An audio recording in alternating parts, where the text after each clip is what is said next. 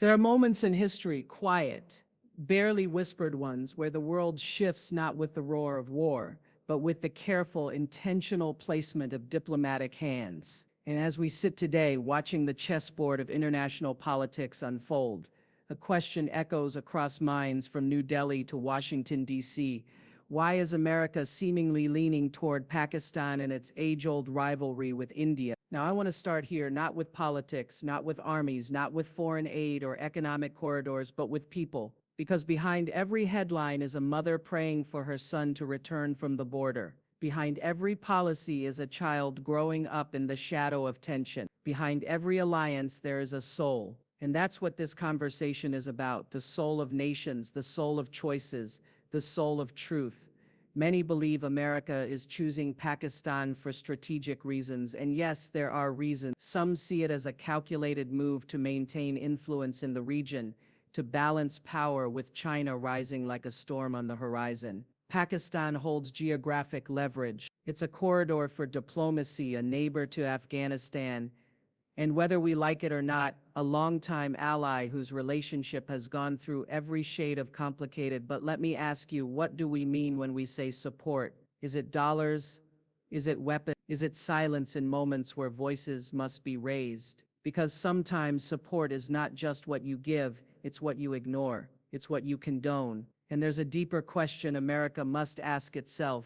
In choosing a partner, are we choosing peace or are we feeding old fires? India, a democracy with over 1 billion voices, has emerged as a giant, not just economically, not just militarily, but in the minds of the global South. It's a country of dreams, of contradictions, of history that bleeds into modernity. And yet, despite its rise, many Indians feel betrayed by the United States approach. They feel unheard, unseen, like their loyalty is being weighed against another country's usefulness. Let's pause and breathe into that, because I believe diplomacy must be rooted not just in strategy but in empathy. I've sat with global leaders. I've broken bread with families from both India and Pakistan. I've seen the sorrow in their eyes when they speak of wars that stole fathers and brothers. And what I've learned is this: the pain on both sides is real. The trauma on both sides is raw. And if America is truly the leader of the free world, then we must not just choose sides, we must choose healing. Now, some will argue that Pakistan has been a frontline state in the fight against terror, that cooperation with Islamabad is essential for regional stability.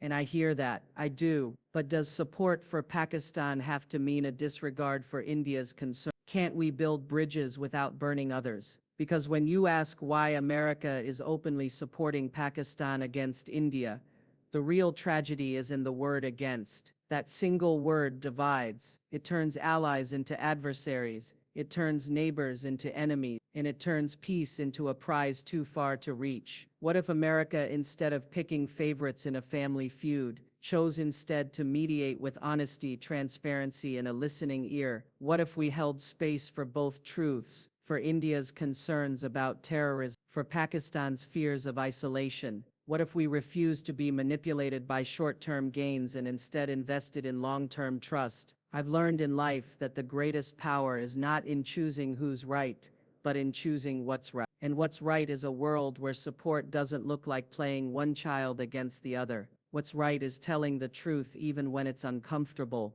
What's right is asking ourselves, what legacy are we leaving behind in South Asia? A legacy of division or a legacy of unity? So let me say this clearly: America must do better, not because we owe it to India, not because we owe it to Pakistan, but because we owe it to the values we claim to stand for: truth, democracy, peace. History is watching, and so are the mothers, the sons, the daughters who live with the consequences of our choices. We must listen deeper. We must act wiser. We must rise higher. Because leadership, true leadership, is not about domination. It's about dignity. Sometimes the most painful truths aren't the ones shouted in the news or written in grand history books. They're the quiet ones, felt in the margins, in conversations behind closed doors, in the decisions that ripple across oceans but are made in war rooms we'll never see. And one of those truths is this: the shape of a nation's geography can weigh heavier in diplomacy than the shape of its soul. For decades, the relationship between America and Pakistan has been guided less by shared values and more by shared maps, coordinates, proximity, tactical corridors. We've heard about democracy, freedom, and mutual respect, but if you peel back the speeches, the applause, and the flags, you'll often find something colder underneath: strategy. Now, Pakistan is a nation that sits in a volatile but powerful position. It borders Afghanistan, where America waged its longest war. It brushes up against Iran,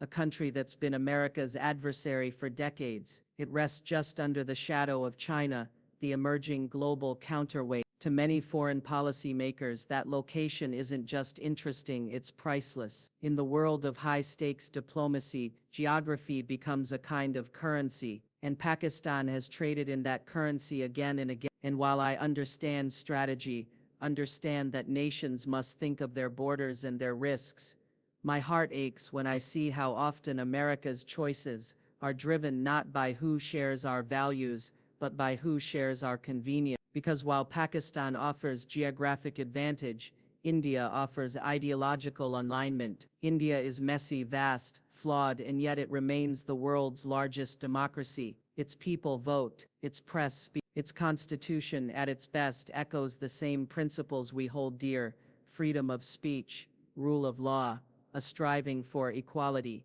But too often, when strategy is king, values become whispers, and in the whispers, the people feel betrayed. I've spoken to young students in Mumbai who grew up believing America was their friend. They wore jeans not just because they liked the fit, but because they felt it brought them closer to a dream of openness, of opportunity. I've sat with women in Delhi who told me how they admired American women who spoke out, stood up, took the lead, and yet in recent years those same young people and women have begun to wonder, are we seen, or are we just convenient when needed? When terror strikes their soil, and the perpetrators are traced back across borders, and yet those borders remain untouched by real accountability, it breeds a silent sorrow, a quiet disappointment. And yet in all this, I don't say America must reject Pakistan. This is not about choosing favorites like children on a playground. No, this is about asking what shapes our choices. Is it principle,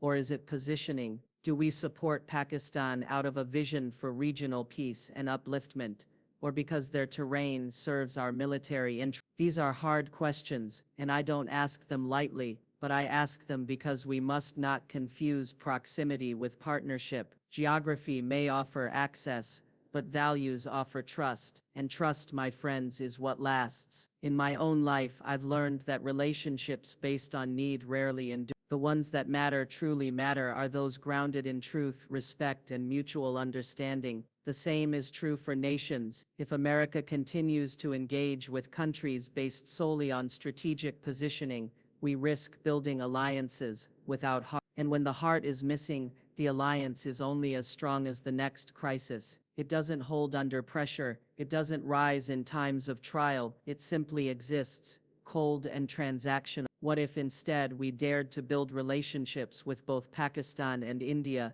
that were rooted not in borders but in shared dreams? What if we invested in education, in women's empowerment, in free press and open dialogue? What if America's support was no longer seen as a chess move, but as a bridge toward common hope? That would mean listening, truly listening, to both sides. It would mean accountability, yes, but also compassion. It would mean refusing to let convenience outweigh conscience. The truth is, maps can't feel, but people can, and it's the people of both India and Pakistan who live the consequences of every diplomatic decision. They live it in schools that close when conflict rises, in borders that harden, in trade that halts, in minds that grow up learning to mistrust a neighbor they've never met. And that is the real cost of choosing geography over values. So I say this to every policymaker, every strategist, every leader shaping this conversation from Washington to Islamabad: remember the soul, remember the people, remember that history may be written in documents,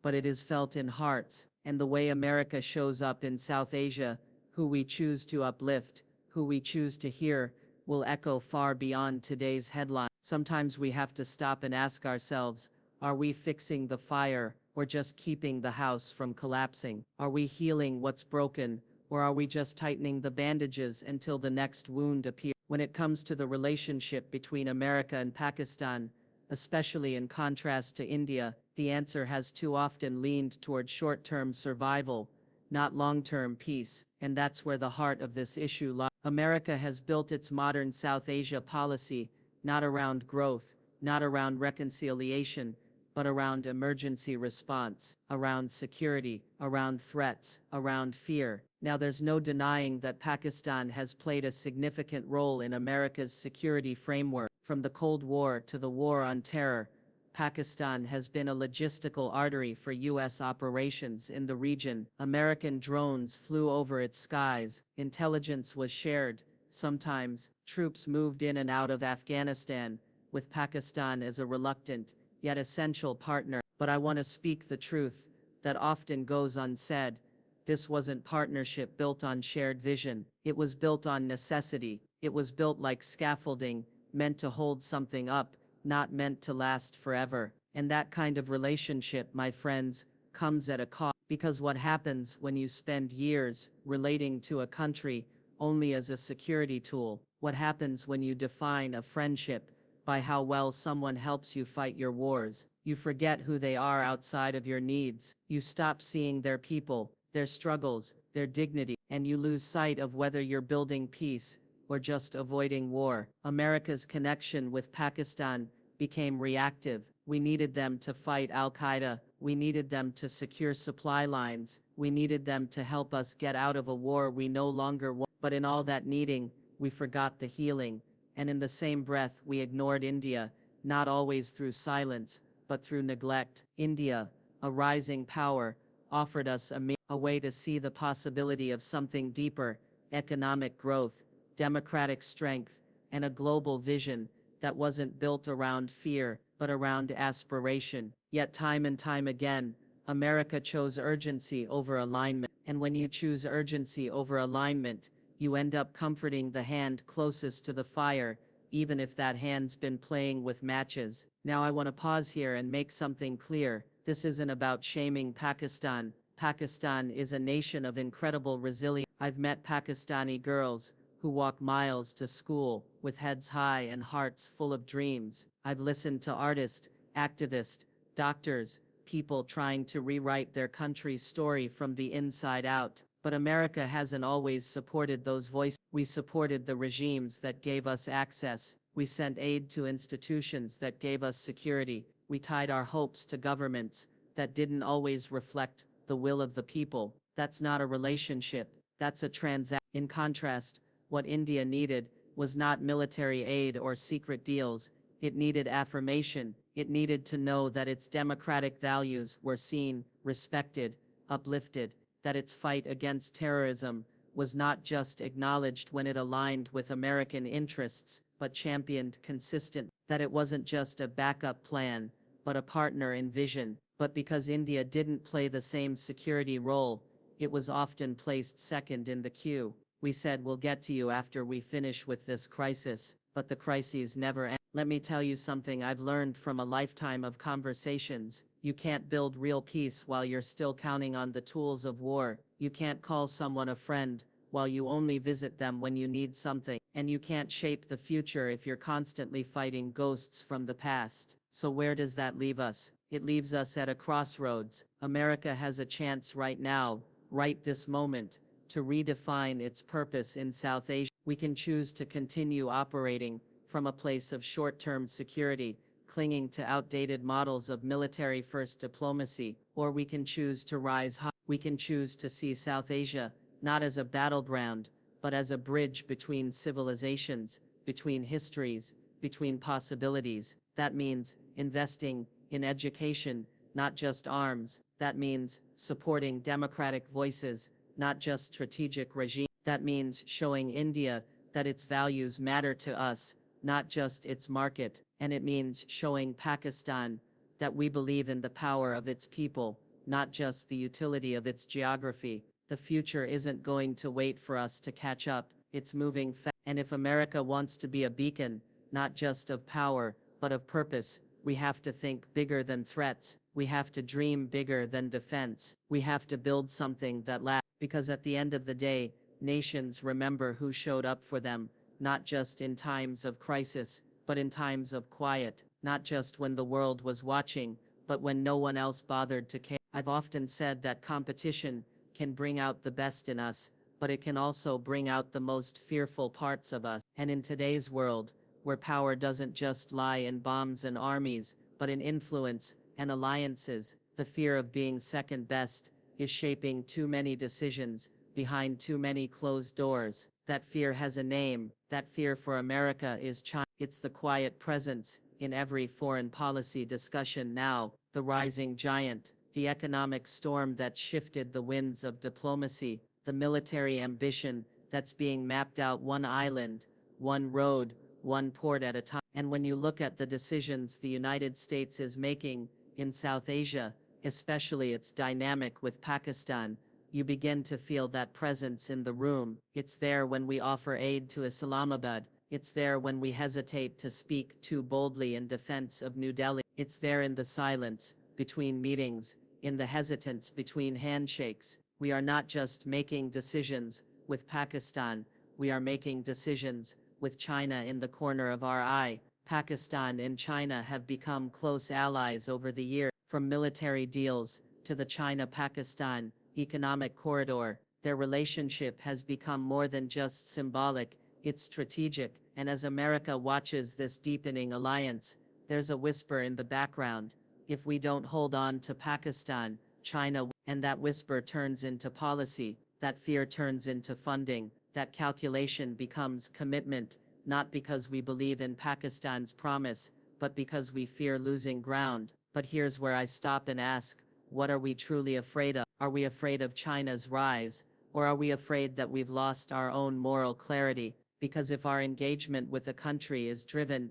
not by what we stand for, but by what we stand against, then we are no longer leading, we're reacting. And leadership that's always in reaction is not leadership at all, it's insecurity dressed up as diplomacy. Let me be clear, China is a formidable presence on the global stage, and yes, nations must be strategic, but I believe the most powerful strategy isn't fear, it's vision, not containment, but cooperation built on conscience. And this is where I feel the sting of America's current direction. In trying so hard to counterbalance China's influence, we are turning our backs on India, the very partner who shares our democratic heart. India is not perfect, no nation is, but it is striving, it is rising, it is leading, with a belief in dialogue, in debate, in development. It is home to over 1 billion people who are not just surviving, but imagining a better future. And yet too often, we treat India like a chess piece instead of a change maker.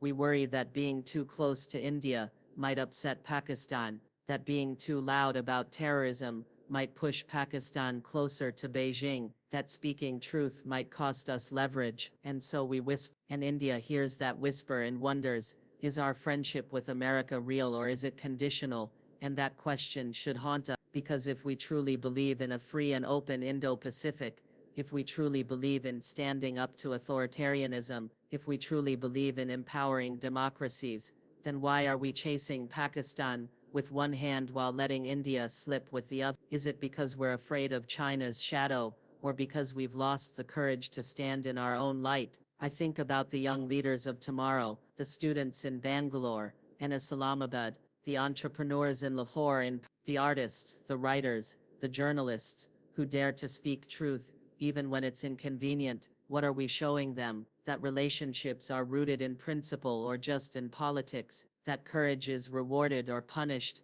if it makes things complicated. We have to decide what kind of global actor America wants to be, not just in South Asia, but in the soul of the world. Do we want to be the nation that stands by its friends because of shared dreams, or the one that plays both sides until we lose trust on all fronts? This isn't just about China, this is about character. And when we let fear of another country's strength dictate our actions, we don't just weaken our alliances, we weaken ourselves. The best way to stand strong in the face of China's rise is not to chase after Pakistan out of panic, It is to deepen our embrace with the world's democracies, to show India that we see it not just as a counterweight to Beijing, but as a partner in building something new, something lasting, something real. The greatest power America has is not its military, not its economy, but its example, and we must make sure that example isn't one of fear but of faith in our values, in our friends, and in the future we claim to stand for. There is a kind of silence that stings more than words. It's not the silence of ignorance or absence, it's the silence of someone you thought would speak for you, but doesn't. That's the silence India has felt, time and again, in its relationship with the United States. It is the silence between the lines of official statement, the silence in moments of terror, the silence when recognition was expected, but restraint was chosen, and that silence, oh, that silence has grown louder than any declaration of partnership. India is rising. Let me say that again. India is rising, economically, politically, globally. It is standing tall with ambition and innovation, with technology hubs and democratic debate. It is not just a country of tradition anymore. It is a country of transformation. India doesn't want to be someone's pawn. It wants to be and deserves to be a respected player on the world stage. And in this rise, what India seeks from America is not aid,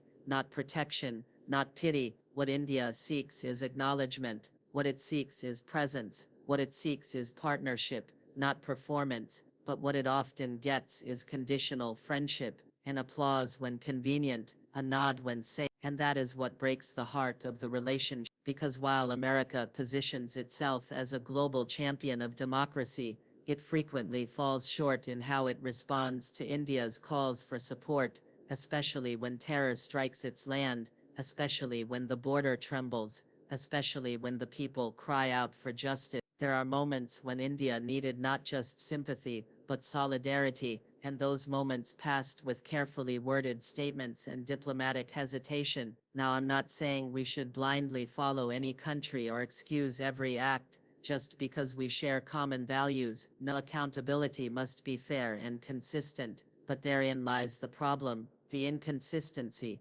because while India is put under a microscope for every internal conflict, every protest, every policy, Pakistan's systemic support of terrorism is too often addressed with a whisper. When India calls out cross-border attacks, it is urged to show restraint. When Pakistan faces accusations, the discussion quickly shifts to diplomacy and de-escalation, and so India begins to wonder, are we valued for who we are, or just tolerated because we're needed at the moment? Is our suffering weighed equally, or does strategy tilt the scale? These are the questions simmering in the hearts of Indian citizens who've watched America deliver strong rhetoric against terror in one context and muted caution in another. They are the questions of a nation that has stood by America in technology and counter-terrorism, in trade, in people-to-people bonds, and yet feels treated like an option, not a priority. I've looked into the eyes of young Indian professionals who once dreamed of studying, working, and thriving in America. They grew up admiring what we stood for, but today many of them speak with a different tone, not anger, but disillusionment, not blame, but disappointment. And disappointment is not born out of hate, it's born out of love, out of hope that wasn't fulfilled, out of expectations that were reasonable but unmet. You see, when a country chooses to believe in you, to align with you, to open its arms to your influence, that is not something to take lightly. It's a sacred responsibility, and America in many ways has not lived up to that responsibility with India, because acknowledging a partner means more than inviting them to summits and taking selfies at conferences. It means standing beside them when the headlines are dark. It means affirming their fears when they are valid. It means making space for their voice, not just at the table, but in the room where real decisions are made. And so I ask, what kind of friend do we want to be? The kind who shows up when the lights are on, or the kind who stays when the room gets uncomfortable? India doesn't need a savior, it needs an ally who listens deeply, who respects its complexity, who doesn't measure loyalty by usefulness, who doesn't equate silence with neutrality, because silence in the face of pain is not neutral, it is a message, and that message has consequences. If America truly wants to deepen its relationship with India, It must begin by listening to what hasn't been said. It must ask itself, have we truly seen it, or just used its rise as a counterbalance to others? Have we honored its voice, or merely tolerated it? And perhaps most importantly, have we acted with consistency, or have we let convenience shape our India's rise is not just a moment in global politics, it is a mirror to America's values, and how we respond, how we engage, how we show up, will say more about us than it does about them. There comes a moment in every life, every nation's life, when you have to look in the mirror and ask, are we who we say we are, not just in words but in choices, not just in public but in private. And when I look at how America treats human rights and terrorism in South Asia, I see a mirror that's been fogged by double standards, and it hurts, because I know we can do better. We say we stand for justice, we say we stand for human dignity, we say we stand for truth, no matter who speaks it. But when it comes to India and Pakistan, the scales don't always balance. Too often, America's commitment to human rights is conditional, selective, sometimes loud, sometimes silent.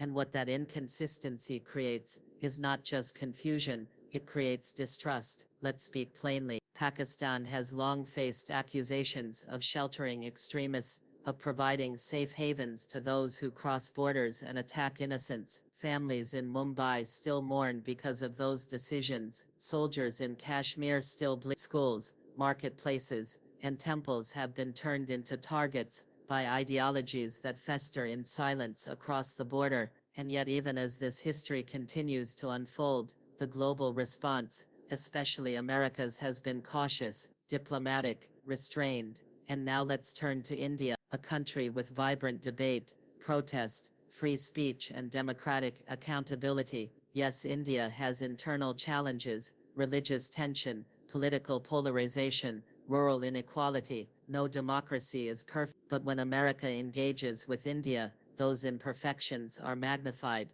analyzed, criticized in bold font. We raise our voice quickly when a policy seems controversial, when a protest turns violent, when a journalist is silenced. And that's fair. Democracies must be held to high standards. But the question I must ask is, where is that same urgency when extremism finds refuge in Pakistan? Where is that same clarity? I want to be honest about this. When we speak out against one country but whisper about another, people notice, and they don't forget. Indian citizens notice, Pakistani reformers notice, and what they see is not justice. They see geopolitics dressed up as principle. They see truth measured by strategy, and that measurement is dangerous, because it teaches people that morality only matters when it's convenient. We can't keep saying we're fighting terrorism while ignoring the roots of terror. We can't claim to champion human rights while shaking hands with those who violate them, just because they help us get what we want in the short term. That's not partnership,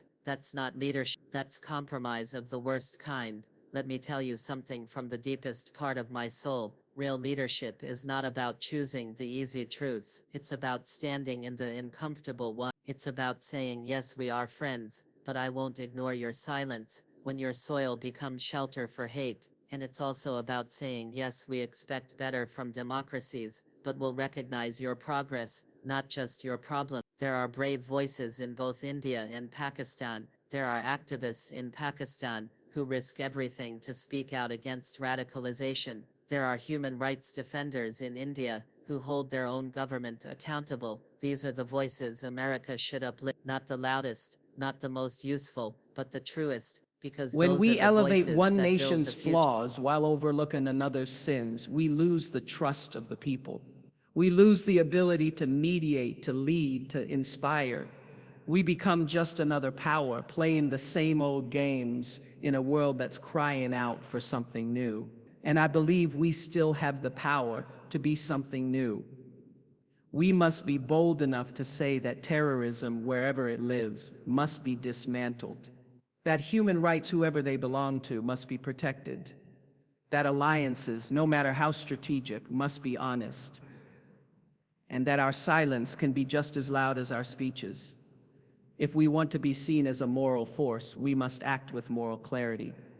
If we want to be a trusted partner, we must be consistent in how we treat our friends. And if we want to truly uplift democracy, we must celebrate it, challenge it, and nurture it equally, fearlessly, and always with love. Because love, real love, is not blind. It sees the flaws and stays anyway. But it speaks the truth. It says what needs to be said, not to hurt, but to heal, not to dominate, but to elevate. India deserves to know that when it suffers, its friends will not go silent. Pakistan deserves to hear that extremism is not loyalty, it is betrayal of their own potential. And America must know that to lead the world, it must first lead with truth. It's easy to talk about countries like chess pieces, easy to sit in rooms with maps and red lines and think that geopolitics is just a game of moves and counter moves. But that's not the truth. The real truth is this: behind every foreign policy decision, behind every handshake, every missile, every silence, there are people, real people. Mothers, fathers, children, dreamers, survivors. And when America makes choices in South Asia, whether to side with Pakistan, to overlook India, to favor one narrative over another, it is not the diplomats or the politicians who pay the deepest price. It is the people who live in the middle of it all. The forgotten one, the ones who don't sit at tables of power but who carry the burden of every decision made in those rooms. I've met those people. I've sat with women in Karachi whose sons disappeared in the confusion of extremism. I've held the hands of families in Delhi whose lives were shattered in the blink of a blast. I've spoken to young voices on both sides who just want a future where they don't have to fear the other side of a line drawn by history. And the thing I carry with me every time I look at South Asia is this: the people are not the problem. The people are the possibility. But when nations like America treat India and Pakistan as tools for their own strategy, they stop seeing those people. They stop hearing their voice, and instead they listen to generals, to intelligence briefings, to economic interests, and in doing so they lose something vital. They lose the soul of their foreign policy. They forget that these aren't just developing nations, or allies, or conflicted neighbors. These are places where children wake up and go to school, where lovers whisper about dreams, where elders carry memories of partition in their bones and pray that their grandchildren will live a different kind of life. These are human beings, not pawns, not proxies. So when America leans toward Pakistan out of fear of China, or distances itself from India to avoid political friction, it's not just playing a political game, it's feeding the very tensions that keep the region locked in pain. Because the message it sends is clear: people don't matter as much as plans. And that message seeps into the soil. It makes young people cynical. It tells peace advocates they are wasting their breath. It tells victims of terror that their lives are just unfortunate casualties of a bigger agenda. That to me is unacceptable. Because America can be better, we can be better, we have the power to show up differently. To choose to lead not just with strength but with sense, to remind both India and Pakistan and the rest of the world that our foreign policy is not just shaped by interests but by integrity, that our commitment to peace is not conditional, that our friendship is not transactional, that our humanity is not negotiable. And that means investing not in weapons but in well-being, not in silence but in storytelling, not in borders but in bridges. It means recognizing the courage of those who fight for justice in both countries, the journalists who speak up, the educators who bring children together, the artists who refuse to paint in black and white, the grandmothers who still remember the pain of partition and whisper to their grandchildren, "You must not carry my wounds forward."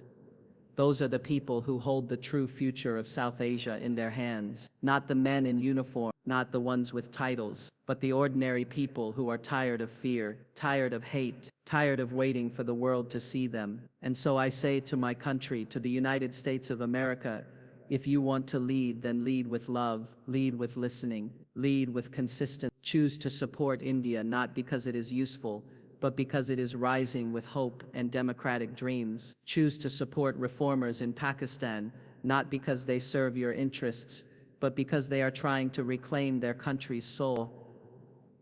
And in all your choices, remember your silence is felt. Your words echo. Your decisions shape lives that you may never see, but that matter just as much as your own. If we want to be remembered as more than just a superpower, then we must become a source of healing. we must look beyond the headlines, beyond the embassies, beyond the fear, and we must see what is there waiting. Millions of hearts yearning for peace, yearning for dignity, yearning to be seen. Because at the end of the day, that's all anyone really wants, to be seen, to be heard, to be treated as human. And if we can give that, if America can remember the humanity at the center of every policy, then maybe, just maybe, the world we build will be one where borders are not barriers and diplomacy is not about dominance, but about dignity.